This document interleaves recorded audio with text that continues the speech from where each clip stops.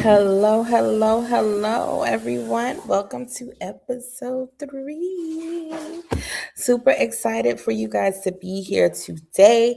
Before we jump into episode 3, I need to tell you something very important. The R for S Homeschool Studio is officially open. Yay! This is not your typical group. This is not a Facebook group, right? This is not just for encouragement. This is where we build. Inside, we focus on literacy, design, clarity, structure, compliance, and leadership because homeschooling is not just about surviving the year, it's about architecting it. And so, if you're tired of guessing, if you're tired of scattered curriculum, if you're ready to build with intention, then the link is below in the description. And I'm going to make sure it's plugged in now on every episode. And trust me, you don't want to miss this opportunity for us to grow, build, and connect. And the foundational members are $5 until we get to 100. Once we pass 100, then I'll remap and say, what do I really want this community to be leveled at? But for right now, I explained in episode 2 why that amount was special to me, right? And so I just wanted to make sure I get that in there before I forget or before the children, take me off course. So anyway, let's get into it. Let's talk about for today. And let me jump in and say this. Today's person is someone who's also very well known. If you saw the thumbnail or you saw some of the posts on social media, you know I am talking about Simone Biles. Okay. Sometimes structure becomes the thing holding your child back. Not because structure is bad, but because it was never designed around them. Simone Biles did not become the most decorated gymnast in history by following a traditional school bell schedule. Her education was redesigned to serve her potential. Okay? Potential, not the other way around. Welcome back to the Literacy Reset. 30 days of raising architects. Today, we reset structure because structure should support potential, not suffocate it.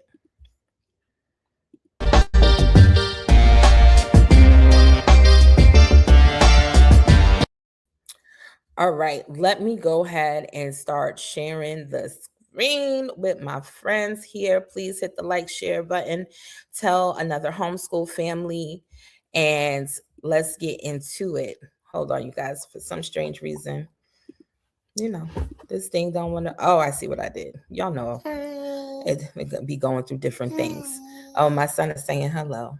Okay. He's always by his mommy's side. I hope he becomes a teacher or, well, if he do something great in the world. That's what I'm praying for. That's what we all hope. All right, let's get into it. So Simone Biles transitioned into homeschooling during her elite training years. Not because academics didn't matter, but because her schedule required flexibility, focus, and energy protection. She trained for hours each day. Elite training is physically and mentally demanding. And so a rigid school schedule would have denied her the very capacity required to develop her gift. So her education was structured very differently from what we know as traditional school. Like I said, I've been in the school system for 20 years. So obviously I'm used to a bell schedule, right? And then transition into homeschool now it looks completely different for me. And so I can understand that. And so what that includes is flexible pacing, focused academic blocks, and energy management. Her family understood something critical. You cannot develop excellence if your structure fights your capacity. I'm going to say that again. You cannot develop excellence if your structure fights your capacity. That's a word. That's not even just for the children. That is for us grown folks too. Okay. So I pause and think about that. How many children are exhausted by the structure that doesn't fit them? It's not that they're lazy, they're exhausted. There's a difference. And so Simone's education was not reduced, it was aligned. Now, the only other people that I know who do this in the form of education would be some of the Finnish schools. I implore everyone to go and check out their design, their structure. Look at how they treat their teachers. Okay. Look at how respect is given to education, which is a whole nother episode that I'm not even prepared to go into, but it's just the framing of things. And I feel like when we have high expectations and we meet it with high training, high involvement, high participation, high spirit, right? Because you're not burnt out. It matters. I don't know how many times I could say that teachers are burnt out by like October. And now being a part of the homeschool club, I see moms are sometimes spinning the wheels and burnt out after 2 to 3 months as well. And so that means we are all suffering from a structure that we are no longer contained to fit. And so I implore anybody jumping into the homeschool space, because you guys have the flexibility versus what the school has flexibility for in this regard, is to mind the energy of your home, your children, their peak hours, and so forth. And if you are in a school and you're a part of administration, teachers, learn to advocate for yourselves. I'm only going to say that on here once, okay?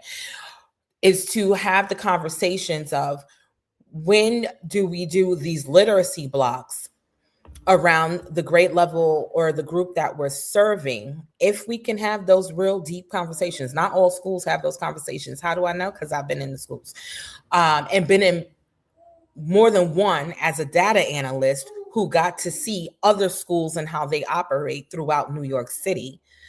Because of a federal program that we were all participating in. And so I got to see how other schools were structuring not just curriculum, but how they structured professional development and things of that matter. And so we are looking to expand knowledge and reach, but we haven't expanded capacity. We haven't expanded the structure to allow it. Real quick story. I was also in charge of student learning objectives and having those type of grade level meetings with the teachers. And then guess what? We had to figure out the coverage, because who's covering these classes if I'm pulling all the teachers from one grade level to say, listen, we need to look at the standards here. We need to have a conversation about what's working, what's not working, what the data says. How do we improve this? How do we make sure that our students are getting the best of what they need from out of this tier, right? And so those conversations have to go in depth. Those conversations require student work being present. Those conversations require time that we also don't always have in the school day. But I will say I had the support of my BFF who was leading at that time. And so what we did was found the coverage. Okay? Find the coverage. And so to my administration friends, y'all need to find the coverage, tailor it to fulfill the needs of the vision that you have for your school. Okay, let's keep going. I could go on and on about that, but you know, the people don't. School politics got to be another month. All right, so let's talk about what we really are learning here, right? What's the design principle behind Simone? Structure should serve potential, not suppress it. Homeschooling families sometimes recreate traditional school structure unintentionally. Hello, I know I was doing it. Same start times, same subject rotations, same overload, same expectation of uniform pacing. But the beauty of homeschooling is flexibility. And so in a conversation that I had with a parent in one of the groups on Facebook was, honey, this is so on you to restructure. How are you seeing it within your home? What does your time frames look like? When are your children at their peak for endurance, where they need to get the energy out, or when they're very driven and focused on certain things? And we can see that because why? We know our babies. right? And so we plan around that. We plan also based on their style of learning because we have that type of flexibility. If you're inside of a school, I'm going to say it to you like this: pay attention to the peaks and the lows of the students in your class. Also, how are you using the 9 spatial intelligences to identify their learning styles within the classroom and have your learning centers positioned around that, right? And so if you have little Tommy and little Raheem who needs to be moving around and stuff, and they like to do that, they're fidgety, how can you incorporate the lesson to also include movement? Listen, I'm not new to this. I'm true to this. And so you need to mix it up sometimes. And at the school, I always used to mix it up because, hey, I knew my friends. I knew my friends very well, and I knew what they needed. And even with my own son, I know what he needs because he's a mover as well. Boys are active. You laughing? You know it's true. And so let's get back into it. Architects don't copy blueprints from other buildings. Architects don't copy blueprints from other buildings. They design it according to purpose, right? So if you're an architect and you're building a house, you're not going to build the house the same way that your neighbor built the house. No, this is your house. This is your investment. This is your money. This is your time. This is your vision and your design. So once we understand what our purpose is, what our child's purpose is, what we want the direction to be for them, we build accordingly. If your child is strongest in the morning, protect that time for literacy depth. Has a physical outlet that fuels focus, schedule academics around it. Thinks best after movement, build that in. Struggles with long transitions, reduce them. Structure is not sacred, alignment is. Simone's structure preserved her energy so she could develop mastery. When structure drains your energy, the learning suffers. When structure supports energy, growth accelerates. Let's go ahead and get into how we can actually apply this. And so here we are. Here's how you can do this reset immediately. 1, audit your daily rhythm, not your curriculum, your rhythm. When is your child most alert? When do they lose steam? When are meltdowns happening? Those are pattern clues. Protect cognitive energy. Literacy requires focus.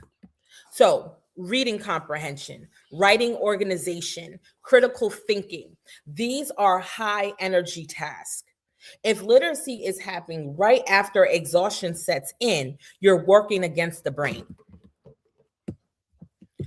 Point 3, remove unnecessary transitions. Switching books, switching rooms, switching subjects constantly. Fewer transitions, more immersion. Stop equating busyness with progress.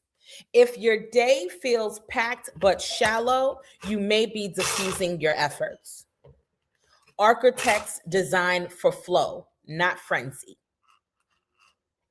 This is where homeschooling becomes powerful. You are not bound to the bell. You are not required to replicate a classroom.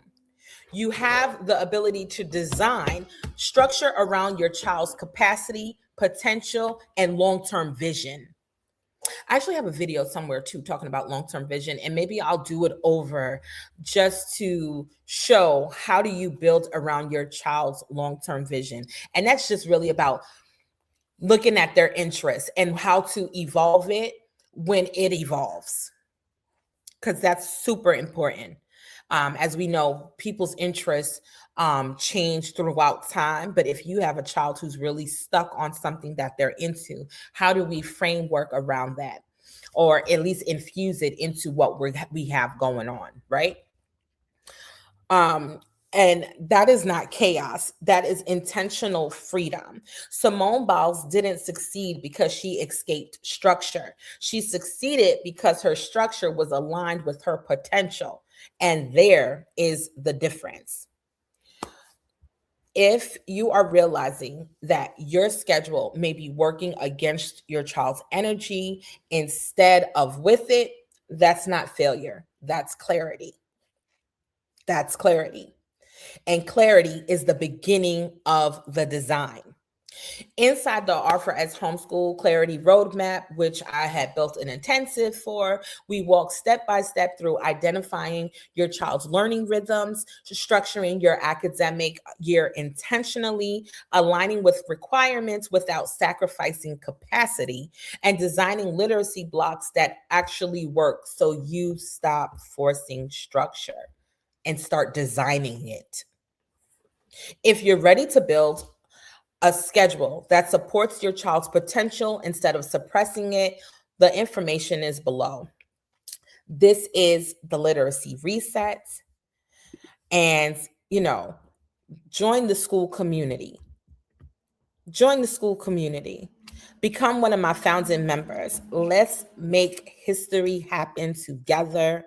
Let's make academics soar in its own unique way that serves our babies at its pure potential, at a pure structure that works for your home and for our community at large. Plus, I got big ideas for the community, child. I got big ideas. I'm in so many of these different groups, and I'm like, okay, I see how they flow. I see what they're talking about. We're not all talking about the same thing, but I do answer questions for people inside the groups if I have the answer for it or if I even see the post.